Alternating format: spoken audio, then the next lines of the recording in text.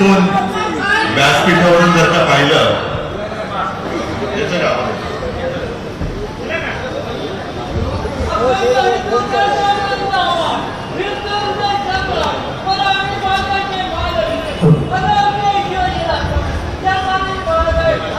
अखंड हिंदुस्थानचे कैवारी पर्वतनिकाल समुद्र देव देश धर्म मराठी मनाचे मानबिंदू हिंदू अस्मितेचे शिरोमणी हिंदुस्थान हिंदू हिंदुस्थानचे एकमेव हिंदू देशभक्त हिंदू धर्मरक्षक महानेता आदरणीय श्रीमान बाळासाहेब ठाकरे यांचा श्रीमान बाळासाहेब ठाकरे यांचा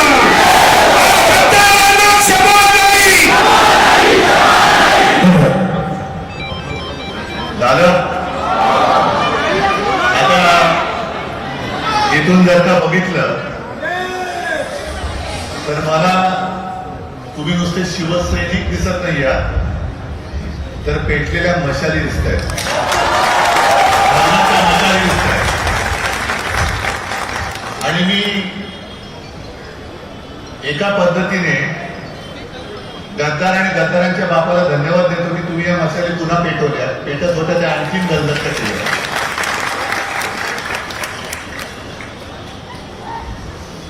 मी परवाच्या आपल्या वर्धापन दिनाच्या दिवशी जे बोललो आणि ते मी करणार आहे, सुरुवात इथून करतोय की जिथे जिथे गद्दारी झाली तिथल्या मतदारसंघात जाऊन मतदारांची मी माफी मागतोय, अशीच तुमची पण मागतोय.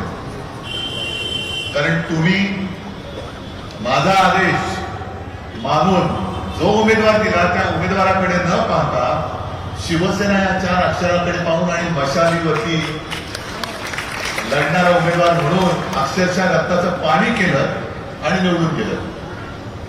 साहजिकच आहे, उमेदवारी मी दिली होती त्याच्यामुळे ही चूक माझी आहे आणि त्या चुकीबद्दल मी तुमची माफी मागतो. हे अनुभव गेल्या 60 वर्षातले. आतापर्यंत अनेकदा शिवसेना फोडण्याचा प्रयत्न झाला, फोडली तोडली. शिवसेना कशी कमजोर होईल याचा प्रयत्न केला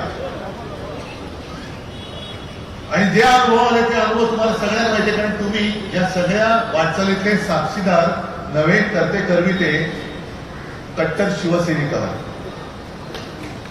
कारण अनेक दिली जात आहेत, पण काँग्रेसमध्ये विलीन होणार अशी भीती वाटली.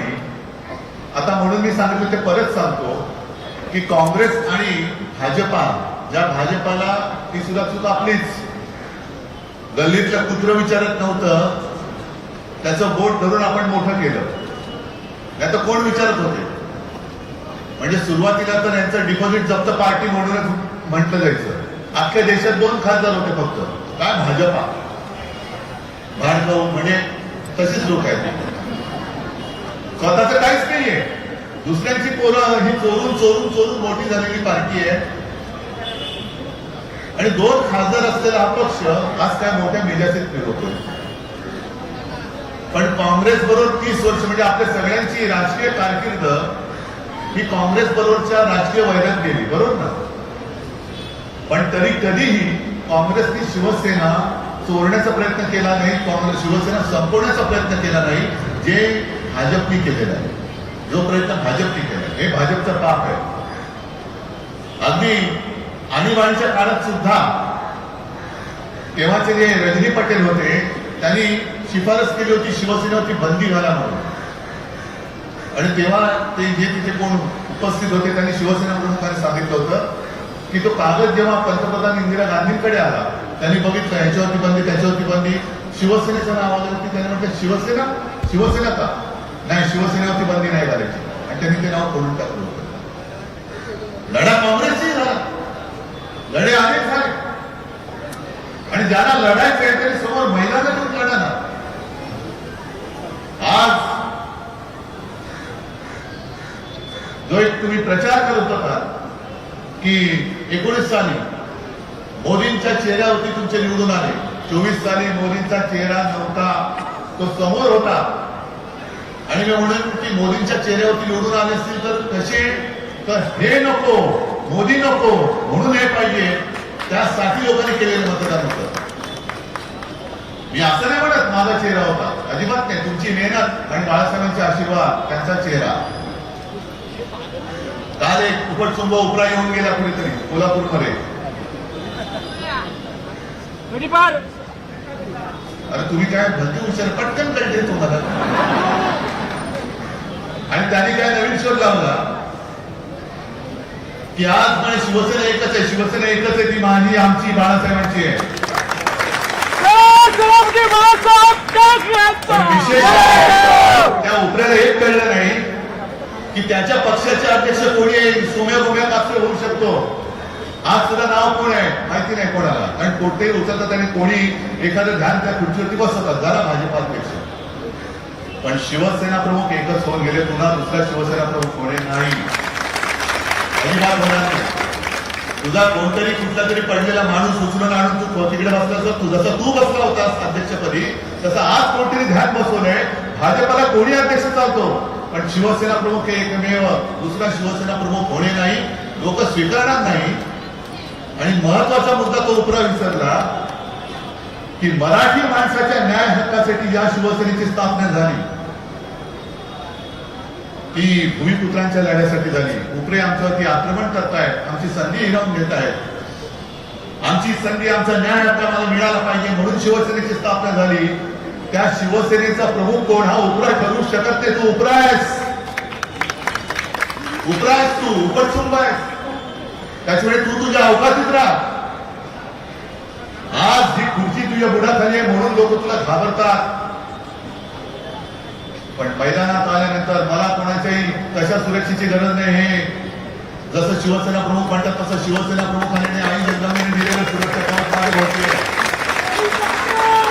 मी गलते जवळ फिरू शकतो, पण हे उपरे येऊ शकत नाही, फिरू शकत नाही. आणि त्यांनी त्यांचं घर सांभाळलं. जर त्यांना पंतप्रधान पदाची स्वप्न बघत पडत असतील आणि म्हणून ते दुसऱ्याचे खासदार फोडून स्वतःचा खुंटा बळकट करत असतील, तर तुमच्या खुंट्याला पहिली मुळ आहेत का बघा, पहिली मुळ आहेत का बघा. खुंटा बळकट करायला नुसता खुंटा लावलाय, बाकी खाली काय, खाली वरती काय नाही.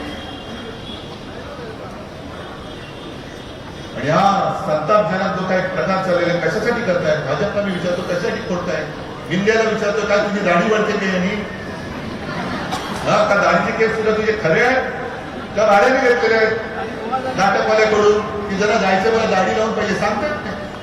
आणि एकदा काय सगळं दुसऱ्याचं घ्यायचं म्हटलं काय तर हा दाढी सुद्धा भाडीची लावत असेल, काय सांगावं. स्वतःमध्ये कर्तृत्व नसलं की अशी पाळी येते. आणि आज इथे सुद्धा मी ज्यांनी शिवसेनेची गद्दारी केली, मी इथल्या शाखा प्रमुखांना गेल्या आठवड्यात बोलवलं होतं, सोमवारी बोलवलं होतं. गेल्या हो ना रे, कोण शाखा प्रमुख असतील, विभाग प्रमुखांना बोलवलं. आणि मी त्यांना सांगितलं होतं त्यांच्याही तक्रारी होत्याच की वेळेवरती येत नाही, बोलवलं तर वेळ देत नाही, कधी भेटत नाही, काय नाही. म्हणजे आज माझ्यावरती जे तक्रारी करतायत ह्या तक्रारी तुमच्या होत्या की नव्हत्या तुम्ही जाहीर सांगा. कार्यक्रमाला येत नाही, सकाळची वेळ असेल तर रात्री येणार, रात्रीची असेल तर कधी येणार माहिती नाही. तरी सुद्धा मी यांना सांगितलं की तुम्ही एक अवाक्षर काढायचं नाही, त्याचा अपमान होईल असं करायचं नाही. कार्यक्रमाला, प्रत्येक कार्यक्रमाला बोलवत नाही म्हटलं जाऊन बोलवा, ते बोलवलं तर येत नाही म्हटलं येणं न येणं त्यांच्या हातात आहे, बोलवणं आपलं काम आहे. मोठे फोटो लावा, काही हरकत काय, सगळं करा. पण एवढं केल्यानंतरही आता आपल्याला जे कळते की नुसतं निमित्त होतं, जायचं ठरलंच होतं. अरे तुम्हाला हवं तरी काय, किती खा किती खायचं. एक तर ही जागा ज्या वेळेला आपली भारतीय जनता पक्षावर युती होती तेव्हा ही जागा भाजपच्या वाटेला जायची. आणि तेव्हा तुम्ही सगळे मला सांगायचे, बाळासाहेबांना सांगायचे की साहेब हे आपल्यामुळे निवडून येत आहेत, त्यांची शक्ती नाहीये. पण करणार काय, युती करून बसलेलो. मग इथून एक एक ते जे काय द्यायचे त्या पार्सल आपण दिल्लीला पाठवायचो. पण जेव्हा त्यांनी युती तोडली आणि महाविकास आघाडी झाली आणि आपण जागा आपल्याकडे घेतली, मागून घेतली. काँग्रेस मागत होती, आपण आपल्याकडे घेतली आणि म्हटलं एवढ्या वर्षांची या शिवसैनिकांची भावना आहे, या शिवसैनिकांच्या भावनेचा आदर कधीतरी आपण करणार केले. जागा घेतली, आता उमेदवार काय ठरवला आपण. तो ठरवल्यानंतर तुम्ही खरंच कमाल केली. तुम्ही अक्षरशः पूर्ण कशाची पर्वा न करता समोरून पैशाचा धबधबा होता, धबधबा, तरी सुद्धा त्या धबधब्याला न जुमानता अनेक शिवसैनिक मला माहिती आहे की स्वतःच्या खिशातनं पैसे खर्च करून जे काय रिट्टी दिनदम काय असेल, किती असणार माझ्या शिवसैनिकांची कमाई, तो काय मटकेवाला किंवा काळे धंदे करत नाही, पण स्वकष्टाची कमाई त्याच्यात टाकून मेहनत करून नाही शब्द दिलेला आपण पाळला पाहिजे. म्हणून तुम्ही आपल्या खासदारीकडून पहिल्या प्रथम इतक्या वर्षाच्या आपल्या इतिहासात पहिल्या प्रथम आपण जागा लढलो आणि ती जागा तुम्ही निवडून आणली. ह्याची जाणीव नको. समजा जागा नसती मिळाली, झाला असता खासदार, जागा घेतली आणि उमेदवारी दिली नसती, झाला असता खासदार. आणि जर खासदार झाला नसता तर हमी भाव मिळाला असता काय? त्या भावच नसता मिळाला. भाव कुठे आहे? कारण काहीच नाहीये. भाव खायला सुद्धा भाव असावा लागतो. अरे मेहनत ह्यांची आणि भाव तू खातोयस. काय मिळालं याला? काय दिलंस तू याला? जो शिवसैनिक केवळ आणि केवळ शिवसेना प्रमुखांमुळे माझं जे मी सांगतो ते ऐकतो, हे माझं नाहीये, हे शिवसेना प्रमुखांचं निर्णय आहे. मी आहे पक्षप्रमुख, पण केवळ आणि केवळ मी शिवसेना प्रमुखांचा मुलगा आहे आणि मी तुमचा पक्षप्रमुख म्हणून तुम्ही मला मानता आहात, माझे आदेश मानता आहात. त्याचा दुरुपयोग हे गदडे करतायत, हे गद्दार करतायत. अगदी त्या मिंदेला सुद्धा कोणी आमदार केला? 14 साली मंत्री कोणी केलं? मंत्री झाल्यानंतर जर का आपलं आणि भाजपचं व्यवस्थित जुळलं असतं तर मी आयुष्यात कधी मुख्यमंत्री होणं माझं स्वप्नही नव्हतं. त्या निवडून आलेल्या आमदारांपैकी जे सगळे आमदार म्हणाले असते त्याला मी मुख्यमंत्री करून टाकलं असतं. पण जरा कुठे काही एक अपरिहार्यता अशी आली की माझं परतीचे 2 टाकले गेले, भाजपने पाठीत वार केला, पुढे जाण्याशिवाय पर्याय नाही. जे भाजपने वचन दिलं होतं ते मोडून टाकलं, करू काय दुसरं? आणि त्यावेळेला नाईलाजाने मला ती जबाबदारी घ्यावी लागली. पण एक गोष्ट नक्की, त्या 2.5 वर्षात सुद्धा तुमच्या सगळ्यांच्या सहकार्याने करोनासारख्या अत्यंत बिकट काळात आपण राज्य सुरक्षित ठेवू शकतो. आज मी काय आता ग्रामीण भागात मी पुढच्या आठवड्यात जाणार आहे, पण शेतकऱ्याची कर्जमाफी, कर्जमुक्ती ही आपण करून दाखवली, नुसती घोषणा नाही केली, अशा अनेक गोष्टी केल्या. मग काय कमी केलं होतं शिवसेनेने? आणखीन काय पाहिजे होतं? काय इकडनं तिकडे गेल्यानंतर उद्या ही जागा भाजपा सोडेल? सोडणार आहे भाजप ही जागा? आज जाहीर करावं भाजपनी की मिंदेला तू घे, ही जागा तुला दिली. आज जाहीर करावं भाजपाने, चला. रमेश तुम्ही जे आव्हान दिलं ना, संजय तू पण आव्हान दिलं की हिंमत असेल तर पुन्हा एकदा निवडणूक लढून दाखवा. पहिल्या निवडणूक लढवायला भारतीय जनता पक्षाने जाहीर करावं की ह्या गद्दाराला जरी मिंदेकडे गेला तरी आम्ही ह्या मिंदेसाठी ही जागा सोडतो, हे आज भाजपने जाहीर करावं. हे सगळं समोर दिसतंय, घडलं ताट आहे सगळ्या यांच्यासारखं प्रेम हे कुठल्या पक्षात मिळणार? भाड्याने दाढी मिळेल, भाड्याने गाडी मिळेल, भाड्याने खुर्ची मिळेल, पण भाड्याने जीवाला जीव देणारी माणसं नाही मिळू शकत ती शिवसेना. म्हणून मी आज तुमच्यासमोर आलेलो आहे. मी कुठेही खचलेलो नाहीये, खचू शकत नाहीये. किसान पेठ आजपर्यंत अनेक पाहिलेले आहे आणि जे माझ्या आजोबांनी माझ्या वडिलांनी शिकवलं, माझ्या वडिलांनी मला शिकवलं, संकटाच्या छाताडावरती चालून जा. असं हिंमत मैदानात उतर. असा पळपुटेपणाने इकडून तिकडून आणि हे एवढं सोपं नाहीये. मी परवाच्या वर्धापन दिनानिमित्त आपलं मी बोलताना ती जी एक क्लिप ऐकली ना उल्हास बापट यांची, तर त्यांची मुलाखत नीट बघा. ते 2/3 म्हणून त्या सह्यांचं असं होऊ शकत नाही.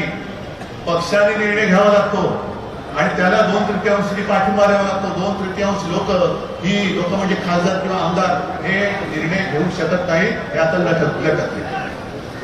लटकले, आता लोंबकळले, हे लोंबकळले.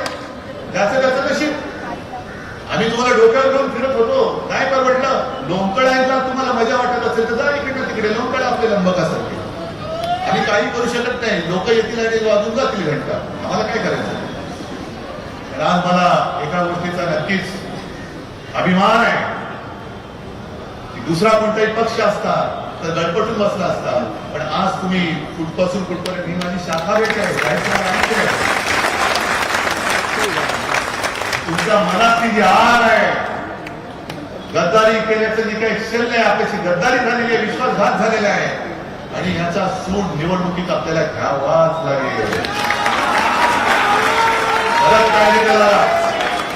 मी गद्दाराला आव्हान देतोय, गद्दाराच्या गद्दार बापाला आव्हान देतोय, आणि गद्दाराच्या उपऱ्या आजोबाला आव्हान देतोय की तुमचा सगळ्यात मोठा पक्ष त्या कॉर्पोरेशन तुमची मस्ती उतरवले. साधं कॉक्रोच म्हणजे धुरण, ते भाजपपेक्षा जास्त त्यांची सदस्य संख्या झाले. कुठे तुमचा मोठा पक्ष, धुरणाच्या मिशा तुमच्या दाढीपेक्षा लाभ झाले. कारण हा आता उद्रेक वाढत चाललेला आहे, असंतोष वाढत चाललेला आहे. तरुण आता ऐकायच्या मानसिकतेत नाहीये. आम्ही पण हिंदू आहोत, आम्ही सुद्धा जय श्रीराम बोलतो, पण हर हर महादेव सुद्धा बोलतो, आणि छत्रपती शिवाजी महाराज जय सुद्धा बोलतो. हा महाराष्ट्र आहे, जय श्रीराम बोलू, पण त्याचबरोबर जय शिवराय सुद्धा आम्ही बोलणार, हर हर महादेव सुद्धा आम्ही बोलणार. आणि एवढं करून नुसतं लोकांना वेळ नाही करणार. जे मी मागे म्हणालो होतो की हृदयात राम आणि हाताला काम न देता तुम्ही नुसतं डोकी भडकवत असाल तरी भडकलेली डोकी तुमचं सिंहासन जाळून खाक केल्याशिवाय असो. आज हे खरंच दृश्य फोटोग्राफरनी इथून तिथपर्यंत तुमच्या कॅमेऱ्यात पावते का बघा. ही शाखा भेट आहे माझी, हे दाखवा. गद्दाराला दाखवा, गद्दाराच्या बापाला दाखवा, गद्दाराच्या आजोबाला दाखवा दिल्लीला. आणि आता गद्दाराचे आजोबा आले का पोस्टरला आले गद्दार आजोबा आले, गद्दारांचे आजोबा आले, खास दिल्लीवर नेतात. आणि म्हणून मी परत एकदा त्या गद्दाराच्या आजोबाला सांगतो की उपऱ्या शिवसेनेचं नेतृत्व कोण करणार हे उपऱ्यानी ठरू शकत नाही. तो उपरा आहे, शिवसेना ही भूमिपुत्रांची आहे, आणि ही शिवसैनिक ठरवतील, तोच शिवसेनेचा पक्ष प्रमुख होईल. शिवसेना प्रमुख दुसरा होणे नाही. हिंदू हृदय सम्राट तर अशक्य आहे. किती कोणी म्हटलं तरी हिंदू हृदय सम्राट आणि शिवसेना प्रमुख दुसरा होणार नाही. गद्दार उपऱ्या, तू तुझा अध्यक्ष बघ, आमच्यामध्ये दुर्गुणाला येऊ नकोस, आणि या धगधगत्या मशालींची पंगा घेऊ नकोस. सगळ्यांना धन्यवाद देतो. जय हिंद, जय महाराष्ट्र.